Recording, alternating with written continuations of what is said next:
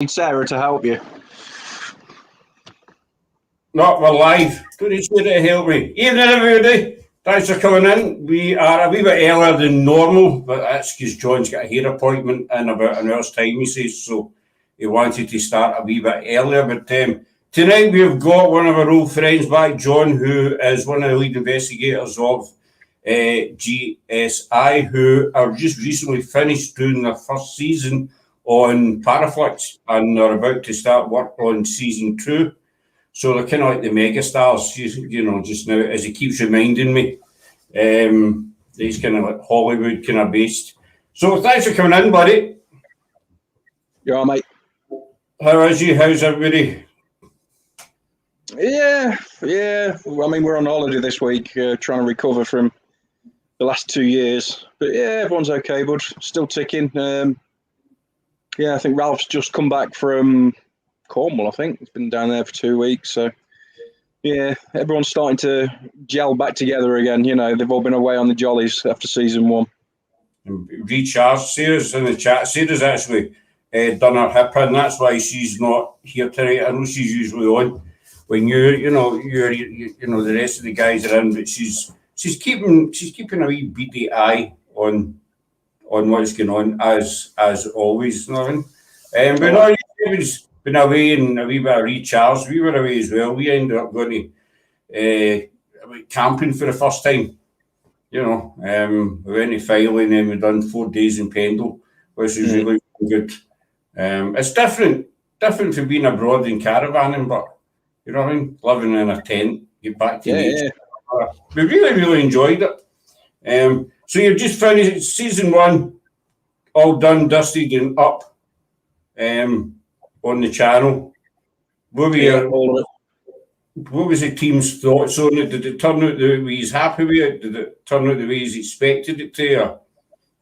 The finished product, yeah, there was over the moon with. But when you go from, because we had to hit the ground running quite quick, you know, when I've been doing YouTube for 3 years, and then we got the call to say, oh yeah, you know, we're going to offer you the contract for Paraflix. By the way, we need a series in about a month's time. It's like, oh, it's not that easy. Mm-hmm. So yeah, everyone mucked together, and from the first episode to the last episode, you can see sort of like evolution in each episode as it's got better and better, smarter, more streamlined, you know, more put together sort of thing. And then that was just a full team effort. But everyone was knackered when we finished it. So did they want the full season within a month? No. I mean, we sort of like, we filmed the pilot for them, and it was sort of like all go ahead. And then it was almost like one a week we had to churn out. But, you know, we've got 3 or 4 cameras filming constantly at all times, numerous amounts of equipment. So you're looking at 12 to 15 hours just to edit 45 minutes together, you know, and we all work full time.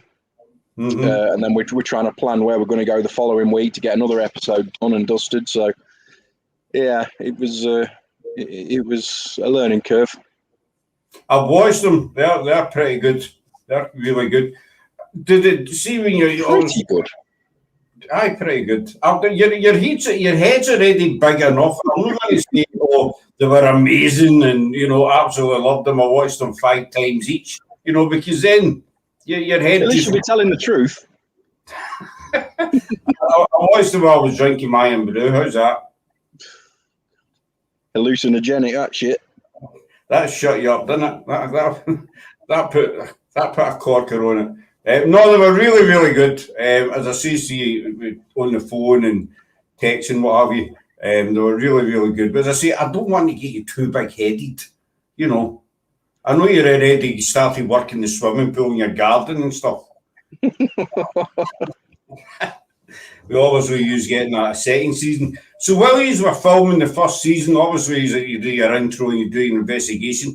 Did you feel that the investigations differed in any way for just a normal investigation, if that makes sense? Yeah.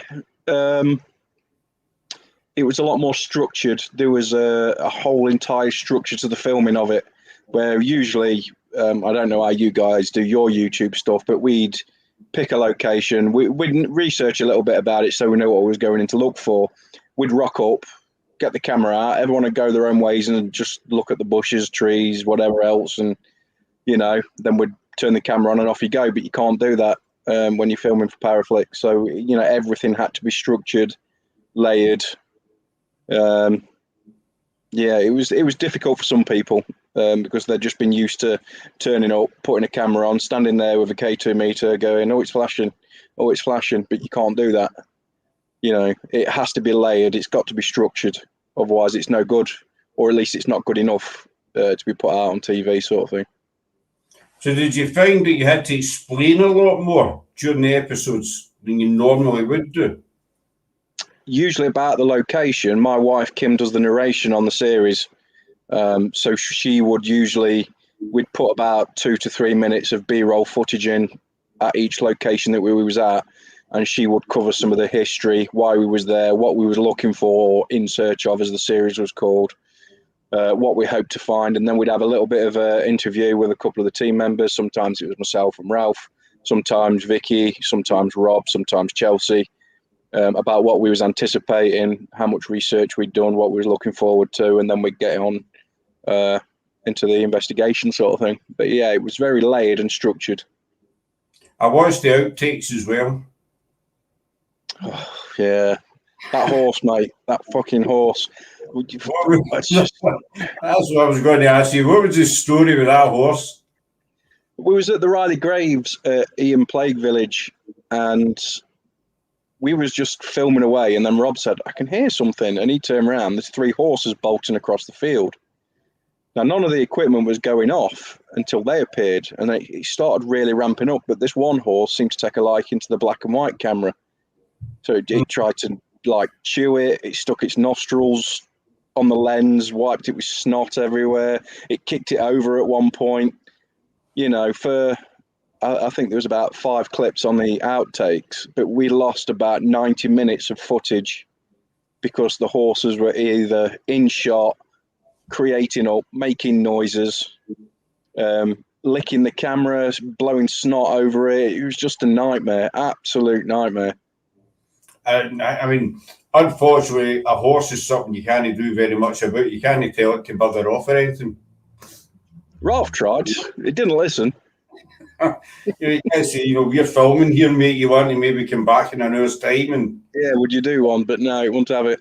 There was also another outtakes with you, Ralph, and you're trying to be serious. I think right at the start, it's one of the first outtakes. You're trying to be serious, and Ralph is just having none of it.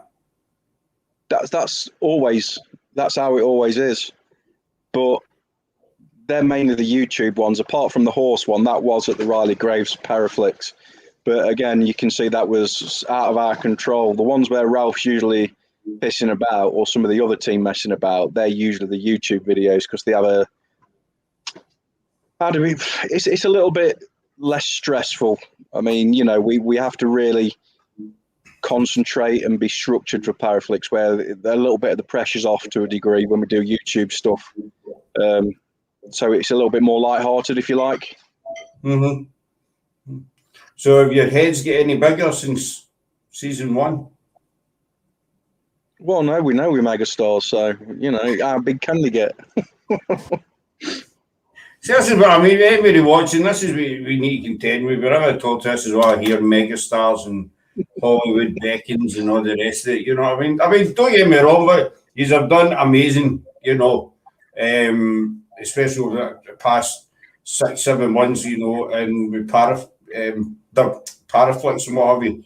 You really have done amazing. And I find that one good thing is, I mean, you get a lot of these teams that they'll get a bit of success, what have you, and go straight to their heads.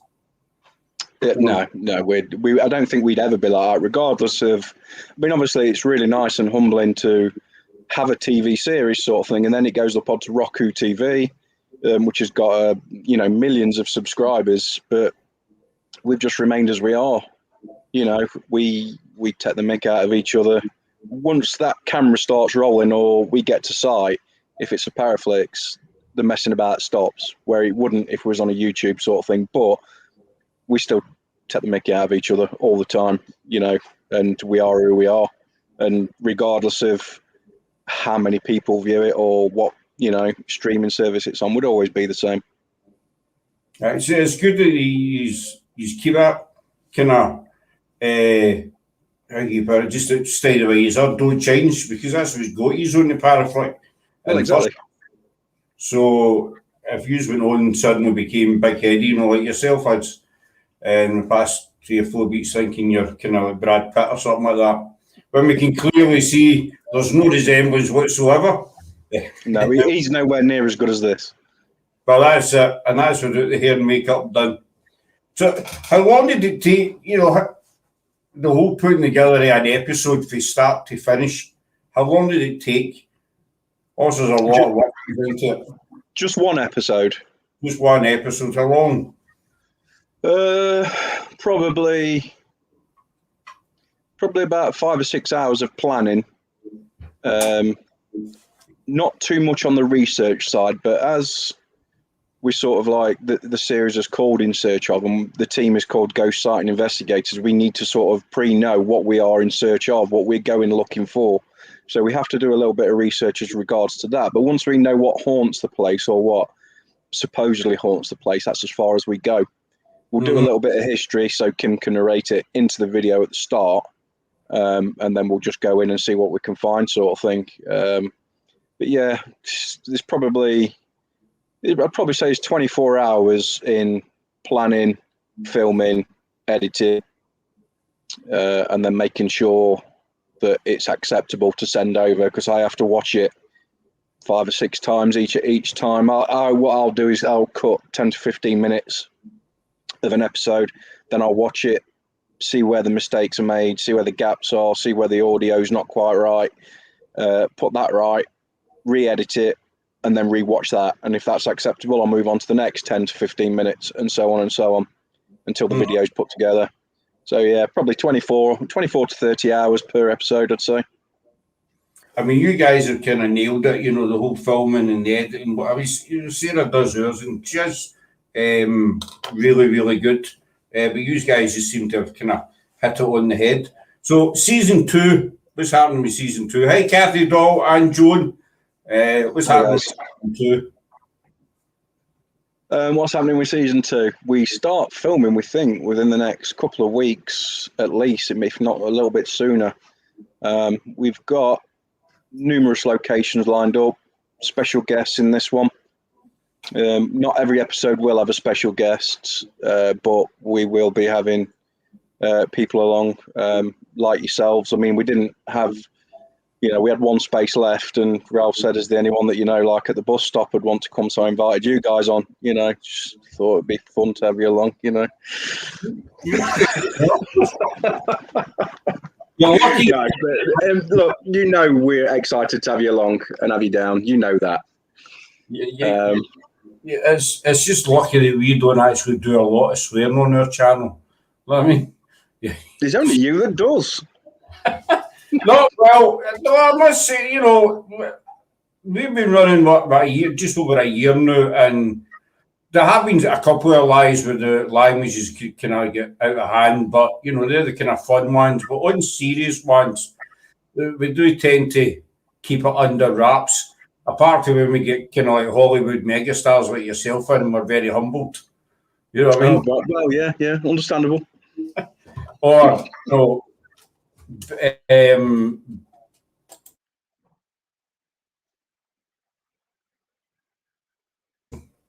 I muted myself there on purpose, by the way. I noticed. Because I kind of said something. So we were just, you know, some behind boot at the bus stop. No, I'm only teasing, mate. You know we can't wait to have you down. Well, I think we'll set a date October anyway. Sarah and I are. Yeah, you said 8th or 9th, didn't you?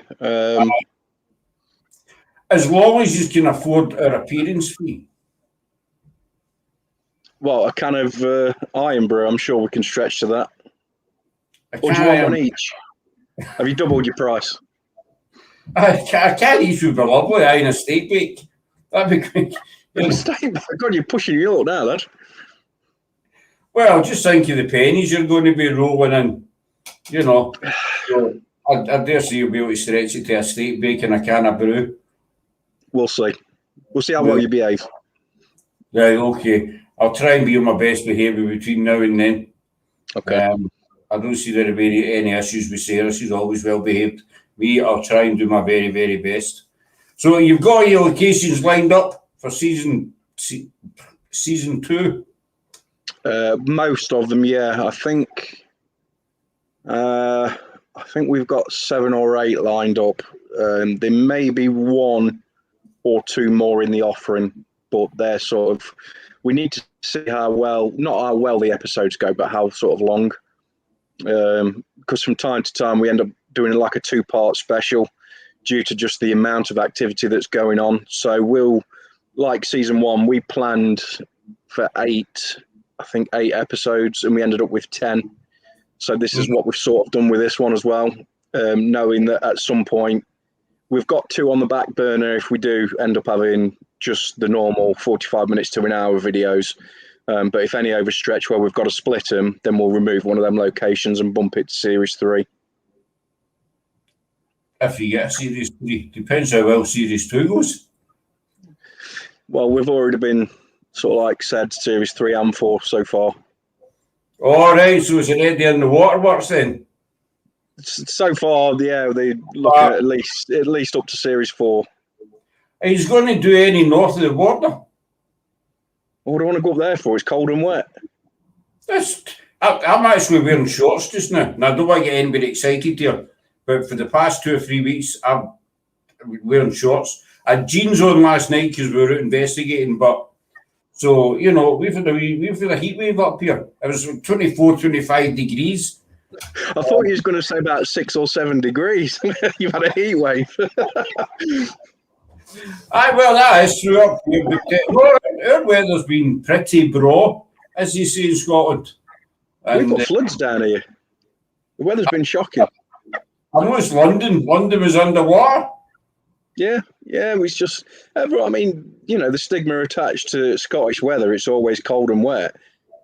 Look out the window in frigging England. It's always cold and wet here. It's horrible.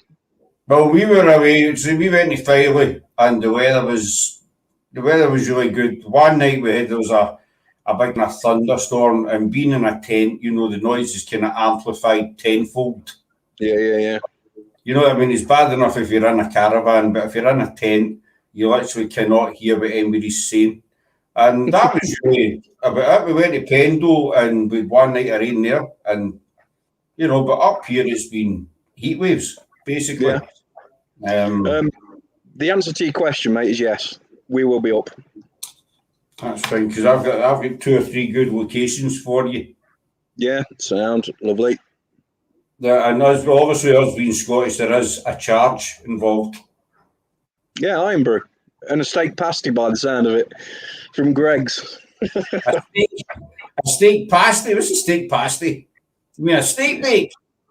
Yeah, it's a steak pasty. No, it's a steak bake. It's the same thing. No, if you were to walk into Greg's up here and say, "Can I have a steak pasty?" they would just look at you. If you with a fish, you know, you get you what? It's a steak bake up here, but you'll learn the Scottish lingo when you come up. So, with all your investigations in season 1, what was your biggest bit of evidence that you got? Your biggest capture kind of thing? Would you say there was one? Biggest capture. Oh, that's a difficult one because there was lots. Probably, possibly at the Riley Graves. It's either that one or Ivy House, which was the In Search of the Demon of Ivy House.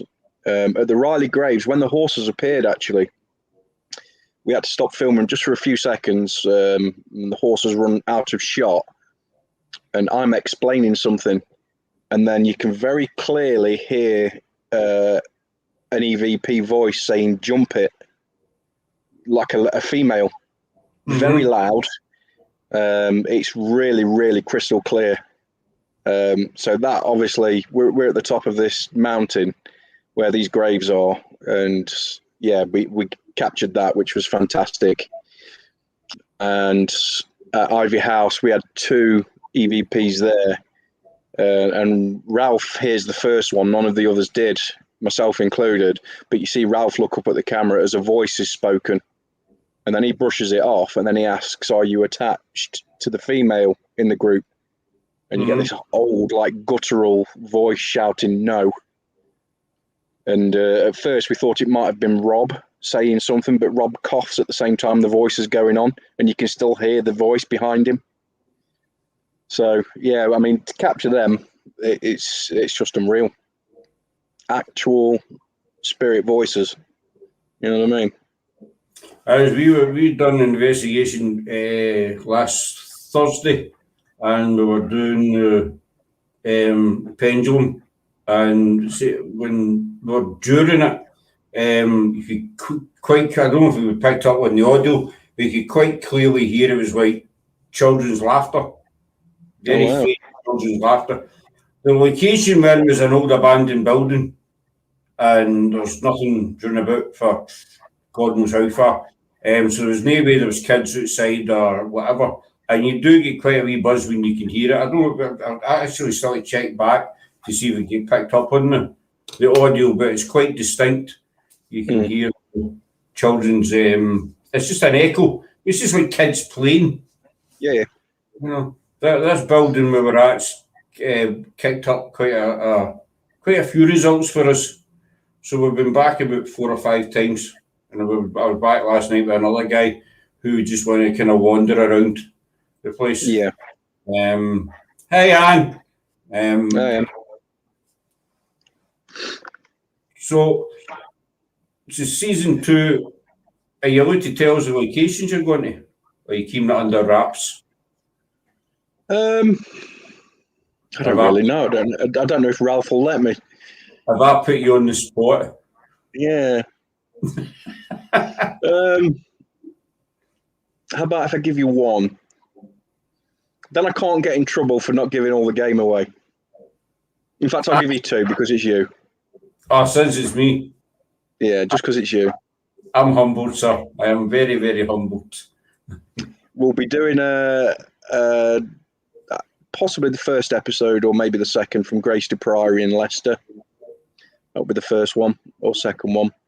And then at some point we'll be heading up to the 9 Ladies Stone Circle, which is Matlock Way.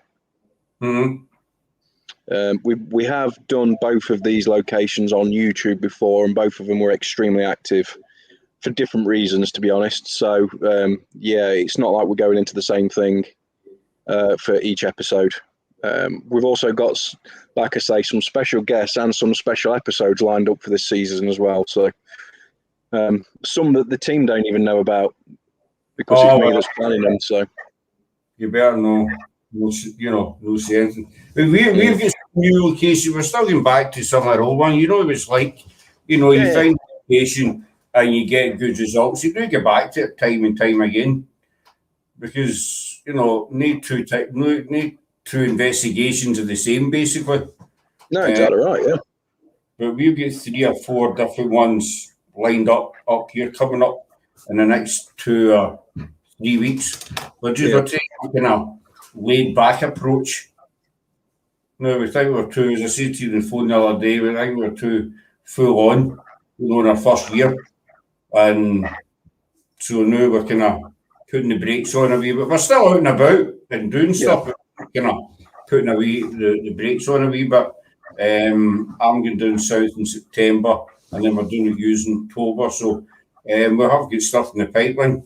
So I need to ask you, East Drive, Scully Beans, how was it? Interesting. I mean, we've heard a lot of stories over the years, it's kind of 50-50. Some people think it's, active. Other folk think it's a load of pants. Everybody's got their own kind of opinion. So what happened with you guys and girls?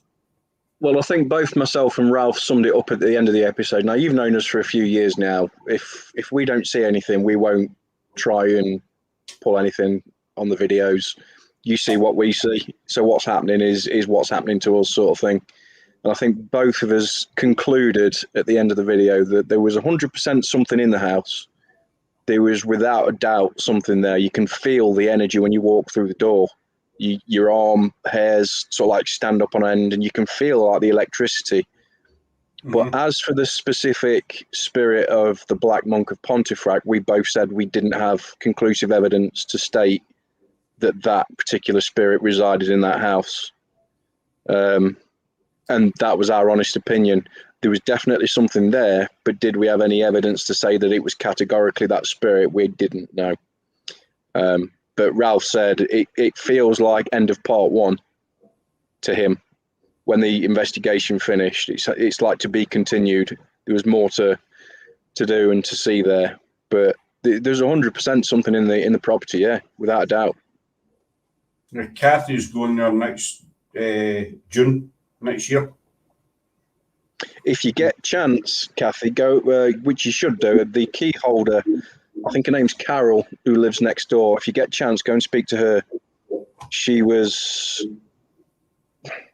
a picnic short of a sandwich, shall we say, but she knew a lot of stuff. She was very good to go and speak to, and when we go back, she's allowing us to have an interview with her and film her for TV. She was really, really good. So I'm sure you'll go and collect the keys from her anyway, because we had to spend a bit of time with her and have a chat with her. She was really good. But as for the property, it didn't disappoint. It didn't. I think it was overhyped in the first instance, where I think most locations are. We know a few teams that have gone in, shall we say, and they've fudged their findings to give their guests a good experience. And that's, for me, that's a no. You don't do things like, if you've got to fake something, then you just lose all credibility. And the guests, once they find out, that's it. You've lost them. Exactly. Even if you fake, I mean, you could do, 100 investigations, and if you fake one little thing in one of the investigations, it sheds doubt on the whole 100. I'm only using 100 as a figure. It sheds doubt on the whole 100. So if they can fake that, a ball dropping, for instance, what else can they fake? I mean, I've seen that woman. That was Paranormal Lockdown. I was watching. They'd done 48, 72 hours in there, and it was a woman next door. I'm assuming it's the same woman. Yes. And she was telling them quite a few stories about the house. Yeah, she was great, mate. I know some people have the kind of notion it's the father that's still there, the father of the family. I've heard that. I don't think he died. I think he just left. I don't think he passed away, mate. I know there was an episode where he's meant to have been trapped in the coal bunker. Or the coal. That's right. Yeah. But I've heard that many. So that's why I wanted to ask yourselves about it, because I know you will just use the truth, basically. I didn't think he died, but some people say, no, it's the father that still haunts it. And then they were talking about the Black Monk. So the Black Monk's got nothing to do with it. There was no kind of monastery anywhere near it, anywhere kind of thing. And, so there's that. But it's the same as a lot of other places, as Kathy's saying, okay, thanks, we'll do. My friends went and only got a few flashes on a cat ball. So try not to expect too much. Well, when we film for Paraflix, and I mean beforehand when we film for YouTube, we've got 3 main cameras that we use. Never, apart from when they've only ever had a flat battery, have them cameras ever switched off on their own accord, ever. When we went to East Drive, we had a lock-off camera at the bottom of the stairs and a lock-off camera in the bathroom pointing at what is supposed to be the most active room. Between them 2 cameras, over the course of the night, they was turned off 16 times. They've never gone off before, and they haven't gone off since. Is this a common occurrence with other teams, or usually, so speaking to Bill, who owns the property, he says usually what you tend to get with other paranormal groups is wiped footage. The SD card will not record it, or it'll be wiped. He says, but it sounds like you had, or whatever is in that property had an interest in you, because it really kept trying to piss you off. You know what I mean?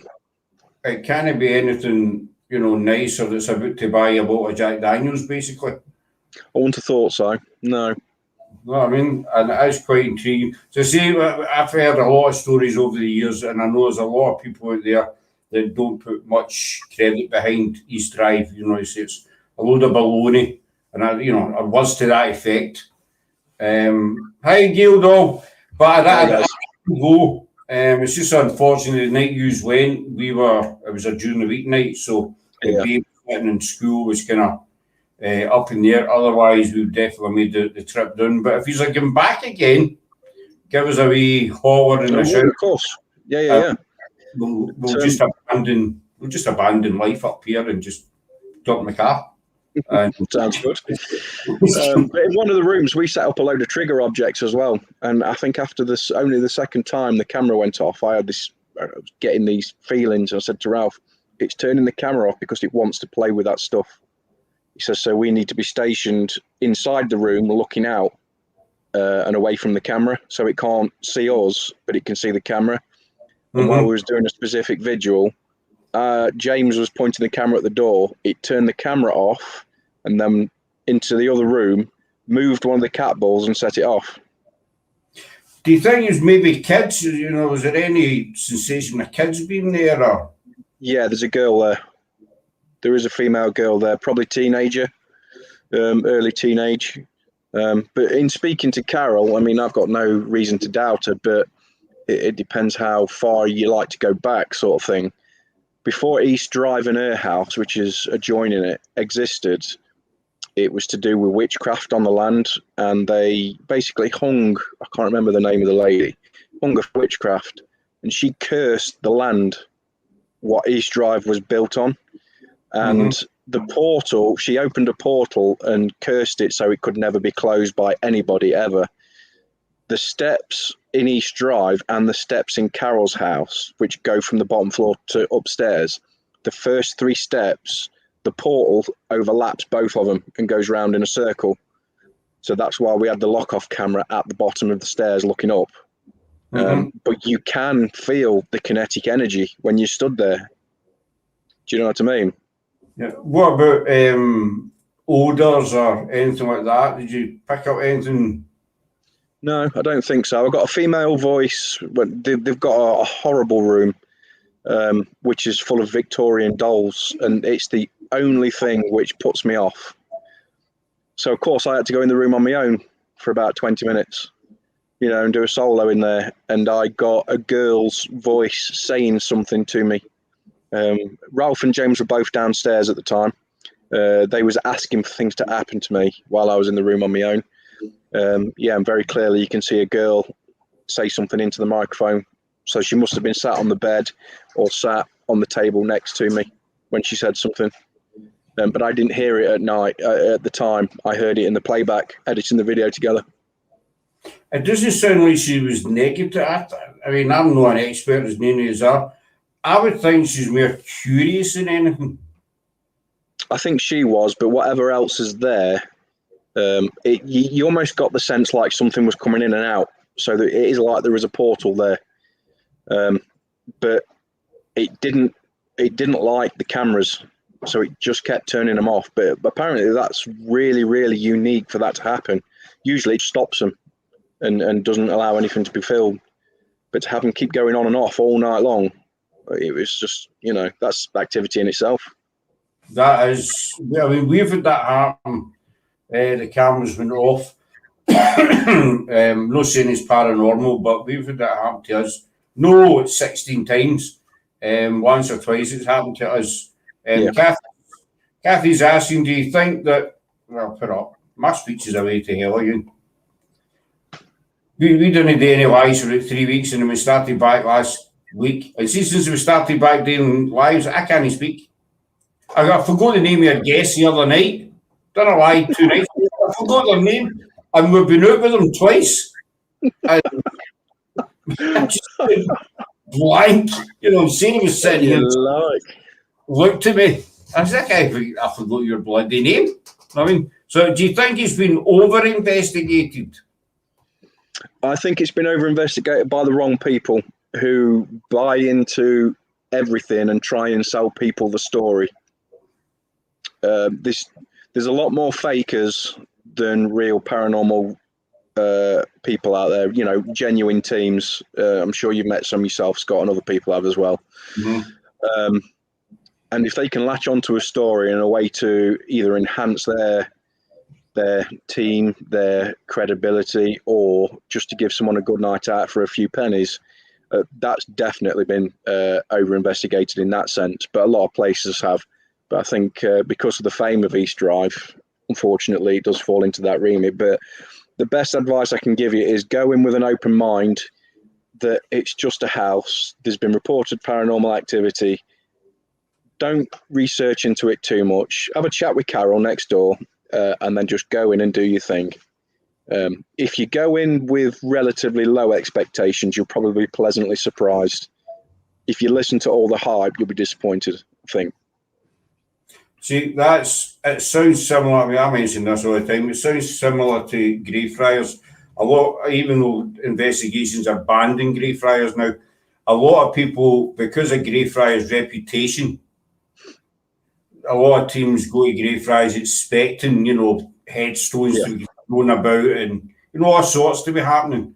And see, we've been there quite a few times and we've never had anything apart from a pick up on a mail, a very, very brief pick up on a mail one night when we went. And I mean, we must have been there 40, 50 times or something maybe.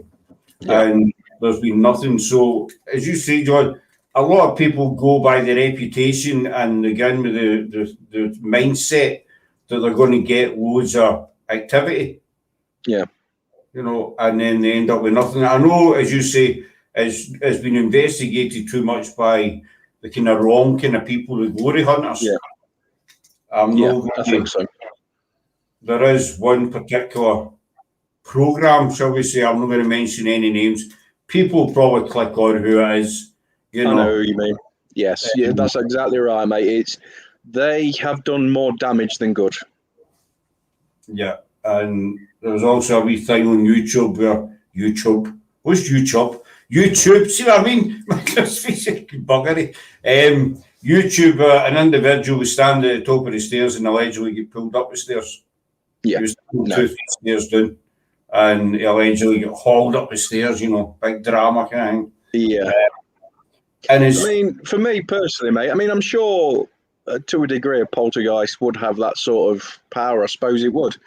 But the energy it takes for a ghost to even manifest itself in front of somebody, let alone have the power to pull them anywhere.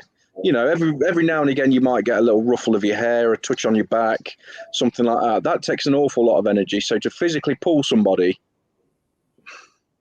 in that particular way, I mean, I'm not saying that you don't feel sort of like physicality from spirits, you can, but to that degree, it's either the Hulk of paranormal spirits or someone's fudging it, I'm afraid.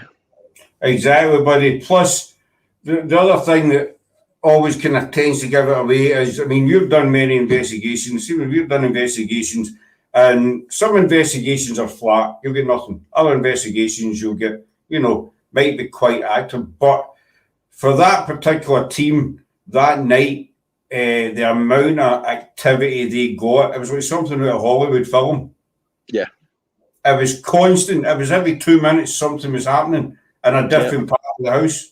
You'd expect the house to be, giving it all that. For the amount that was happening. Kathy got a comment. Other famous teams' behaviour. Yeah, they just ruin it. It's for those people that are proper paranormal investigators, and you watch Hollywood films, and I know a lot of that is made for suspense and to sell tickets, get you into the cinema and stuff like that. But a lot of them, like said program, do try and make it as realistic as possible to a degree. But in doing that, when you found out, like you've said, mate, it only takes one. Once you find out to be fake, it ruins all credibility. But then it just doesn't, not only tars them, people think, well, is everybody else doing this? Is everybody else fudging it? You know, what about these other paranormal groups? And it gives everyone a bad light, and it needs to stop. I mean, the thing is it ever going to stop? No. You know, that's the thing. How do you actually stop it? I mean, there's 2, 3, maybe 3 or 4 that, and you know, teams, individuals that I can name, which I'm not going to, that are just blatant. You know they're faking it, but and it's annoying. You know, you just want to wring their neck basically, but unfortunately, there's nothing you can do. And these people watch, especially people who are new at the paranormal. Yeah. Gives them a false sense, and you know, they might get up, their first investigator will go to a graveyard expecting all that stuff to happen, and nothing happens. Or they'll watch a Hollywood film. I mean, I like my films, don't get me wrong, I'm a film buff. I like my horrors. But sometimes you think that maybe they've watched a horror film and then they'll go and grab a right, let's go ghost hunting because it happened in California, so it's got to happen here.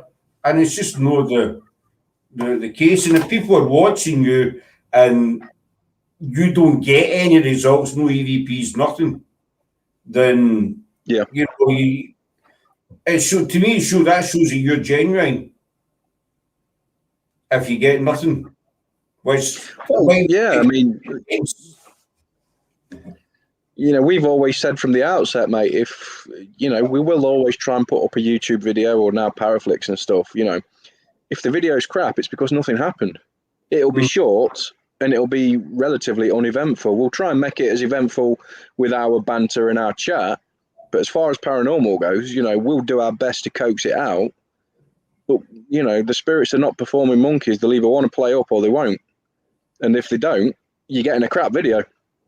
Aye, exactly. And I totally agree with you, you know, but the fact that you still put that video out, it shows people the kind of thing, you know, right, we still went out, we investigated and we get nothing. Well, there was a part at East Drive when we were stood actually at the bottom of the stairs, and I swear I could hear dragging. You know, like if you imagine an old Victorian lady in a long billowy dress, and you can hear it dragging. I'm saying to Ralph and James, can you not hear that? And they're like, no. And then Ralph caught wind of like one of the noises, and he's like, I just heard that. So we went to investigate it. We kept the camera rolling through the entire thing. We went into the kitchen. It was like, I can definitely hear something now. We went into the coal bunker, which you mentioned earlier. No, it's back in the kitchen. Turned out it was the fridge. It was the fridge making whirring noises. It was the motor in the fridge that was knackered. And from a distance, it sounded like something being dragged. But just to show that we investigate and we are genuine, we put that into the video itself to show people, look, at the end of the day, it's worth always investigating, but it's not always paranormal. It just turned out to be a motor in a fridge. Exact same thing happened to us last night. It wasn't a fridge. But me and this other guy went to, it's an old abandoned building, and we were out the front of it, and he was on a live, and we could hear, it sounded like a banging. You know, now there was nobody else about in that building. There was nobody else about. And we kept saying, what the hell is that? So, you know, later on, now we had heavy rain. I think it was the day before, or no long, yesterday afternoon, maybe Sarah will be able to tell you better. We had heavy rain anyway. So a wee while later, we went to have a walkabout, and it turned out it was about 3 or 4 drips. They were dripping at the same time at the back of the building. Yeah. But it was echoing through, you know, through the bottom floor. And, you know, so obviously we said, well, that's that debunked. It's just, it's water. Yeah. But I think you need to debunk, you know yourself, but you need to debunk wherever possible. It's easy for somebody to turn around and say, that's paranormal. Yeah. You know. And I mean, I think it's important to show that in your videos as well, bud, to be honest, so people can get that perspective. Now, don't get me wrong, and we're certainly not trying to pull the wool over anyone's eyes. We don't show every bit of footage or something that we debunk.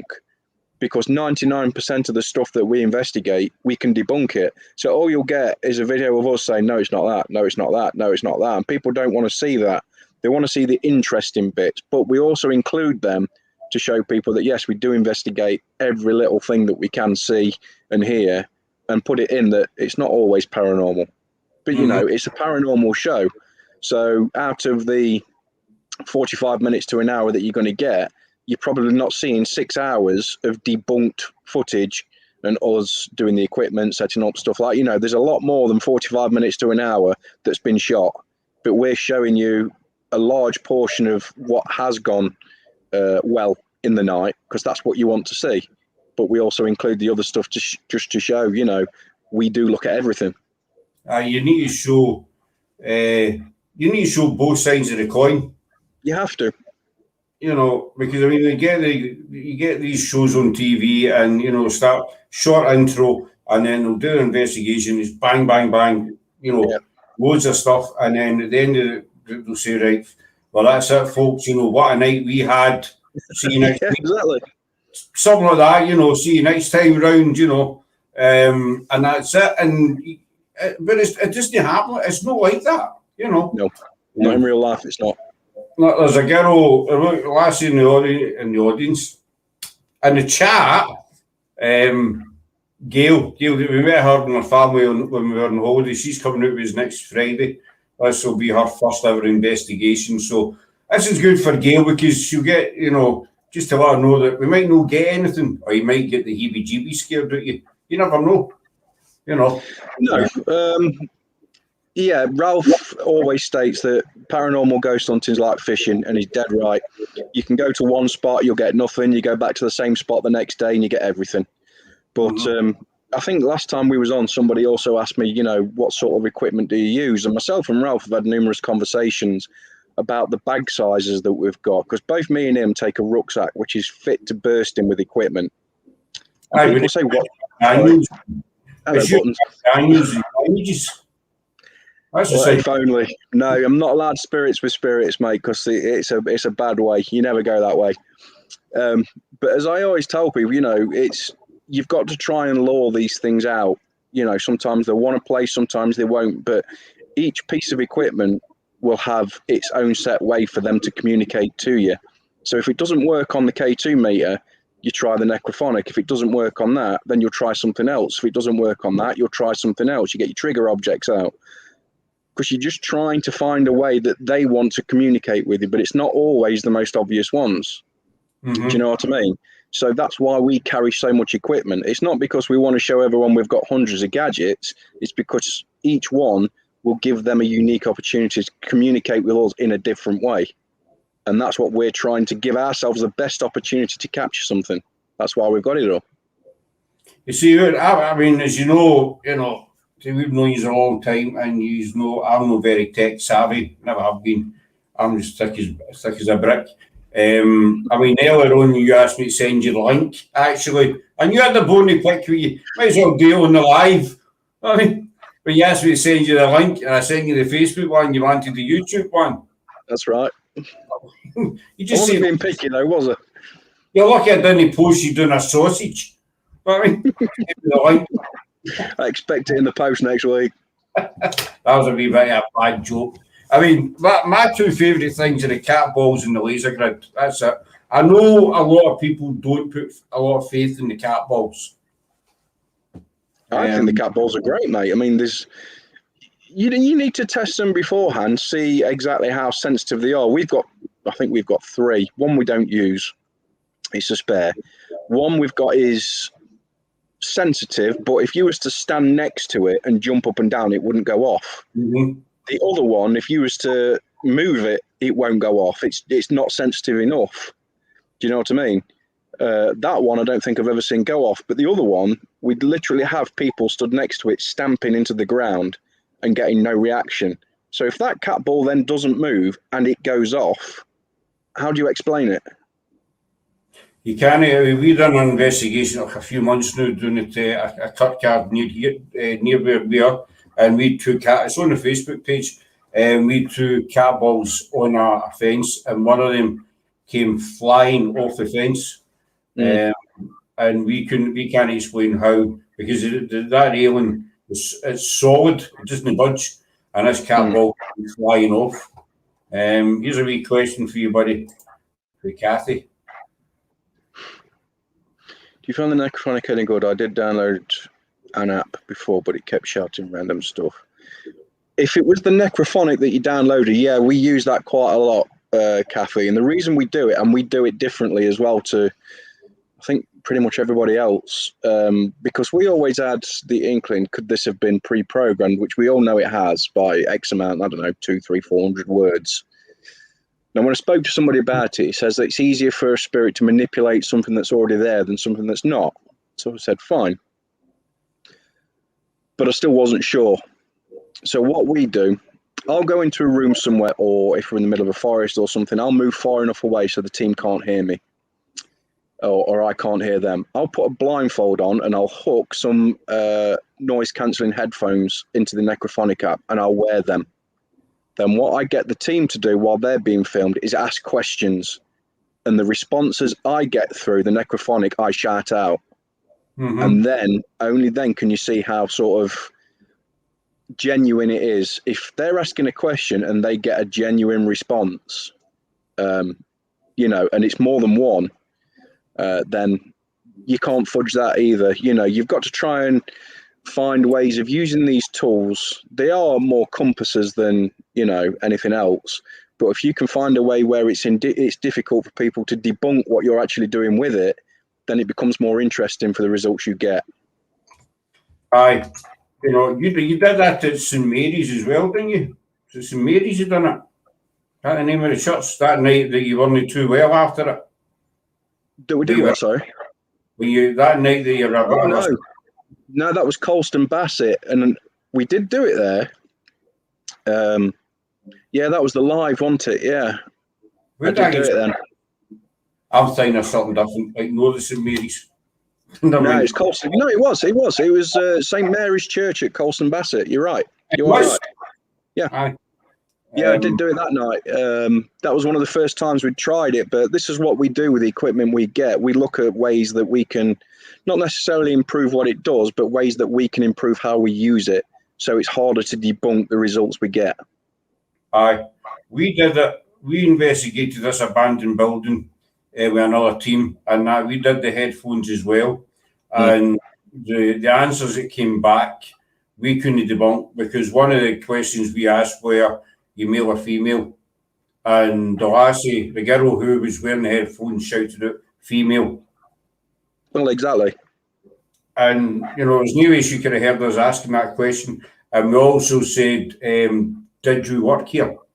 And she shouted out, I'm working here. Yeah. And that's the best way to do it, because if they can't hear you and you're putting the questions, you know, so you're making sure that there's no way they can cheat that, then the response you're getting has to be genuine. There's no other way for it. Either that or just pure blind luck. But to get so many hits, it's not a coincidence. It can't be. Exactly. This is, you see, I know some people, and they're totally skeptic, they don't believe in the paranormal. You know, they think there's a rational explanation for everything that happens. But to go in investigations after investigation and to get so many things happen, it's no coincidental. It can't be coincidental. No. There's got to be something, especially if you keep going back to the same place. Like again, this abandoned building, we've been back there 5, 6 times now, and we've always had things happen or heard or felt, you know, and each time it's differed. It's never been the same. Yeah. And that can't be coincidence. That's just my point. If it's randomized, then you're looking at something paranormal. If it's the same pattern over and over again, then it's something logical, which you might not be seeing, but you know, you have to put it down to normality somewhere, but you just can't put your finger on what it is. It's when it's random. Like you say, you go back to the same spot and you get something different every single time. That's random.